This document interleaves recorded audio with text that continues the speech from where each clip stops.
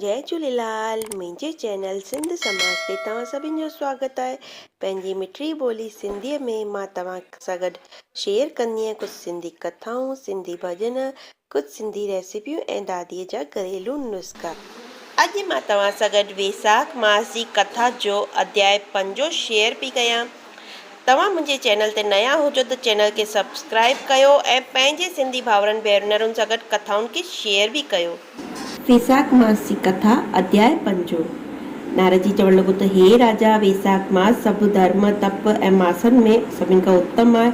मां त तोखे चवां थो त जॾहिं युग समाप्त थिए तॾहिं प्रलय काल में भॻवानु अनेक मां हिकु थी करे सभिनि जीवन जो उदर में समेटे छॾिनो आहे ऐं समुद्र में वञी करे शयन कंदो आहे। तॾहिं हिन प्रकार कल्प बीतण खां पोइ वेद भॻवान खे जगाईंदा आहिनि ऐं भॻवानु पंहिंजे पेट में स्थित जीवन जी रक्षा कंदो आहे ऐं उन्हनि खे पंहिंजे कर्मनि अनुसार फल ॾींदो आहे ऐं सृष्टि खे वापसि अचण जो वीचार कंदो आहे। हुनजी नाभि मां त्रिलोकी जो आधार रूप स्वर्णमय कमल उत्पन्न थींदो आहे। उन कमल जे विराट रूप मां ब्रह्मा उत्पन्न थींदो आहे। पोइ 7 रज ऐं तम गुण उत्पन्न थींदा आहिनि। गुण प्रकृति मर्यादा ऐं भुवनों जो स्वामी थींदा आहिनि।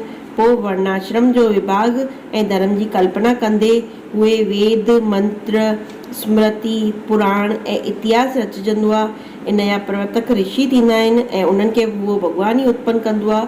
अलॻि अलॻि वर्णनि जे धर्मनि जो निर्माण थींदो आहे। प्रजा पंहिंजे धर्मनि में यथाचित लॻी वेंदी आहे या न, इहो ॾिसण लाइ साक्षात अंतर्यामी भॻवानु डपु ॾेखारे करे परीक्षा जे निमित्त अवतार धारण कंदो आहे ऐं हिन संसार में ईंदो आहे। वर्षा काल में ॾाढो कीचड़ थींदो आहे। उन में फासिजी करे यथोक्त धर्म कार्य जेको नथो करे सघे, शीत में वातादीन सां दुखी थी करे जेको धर्म ते नथो हली सघे, शरद ऋतु में थधि जे कारण जेको सुबुह जो नथो उथी सघे, उन खां वधीक ॿियो दुख वॾो को बि कोन्हे। इन कारण भॻवानु संपूर्ण पापनि जे निवारण लाइ बसंत ऋतु ठाही आहे। इहा ऋतु सनानु दान यज्ञ क्रिया ऐं सभु भोगनि लाइ अनुकूल आहे। मीन जी जेकी संक्रांति थींदी आहे उनमें वर्णाश्रम वासियुनि जे घर में रही करे भॻवानु सभिनि जे कर्मनि खे ॾिसंदो आहे। धर्म ते हलण वारे मनुष्यनि जी मनोकामना पूरी कंदो आहे ऐं अधर्म ते हलण वारे मनुष्यनि जी आयु ऐं धन क्षीण कंदो आहे। जेको वैसाख मास में भॻवान जो पूजन कंदो आहे उन्हीअ रूप में साधु महात्माउनि जी सेवा कंदो आहे ऐं अन्य महीननि में न कंदो आहे। ख़ाली वैसाख मास में इहो करे सघंदो आहे। उन जी पूजा खे ॾिसी करे भॻवानु उनखे क्षमा करे छॾिनो आहे ऐं भॻवान जी पूजा में उहो इहो ॾिसंदो आहे कि हुन माण्हूअ में केतिरी श्रद्धा आहे। भॻवानु हिन मास में प्राणियुनि जी परीक्षा वठंदो आहे। त हिते असांजी वैसाख मास जी कथा जो 5 अध्याय समाप्त थियो। वरी मिलंदासीं हिकिड़े नए वैसाख मास जी कथा सां गॾु।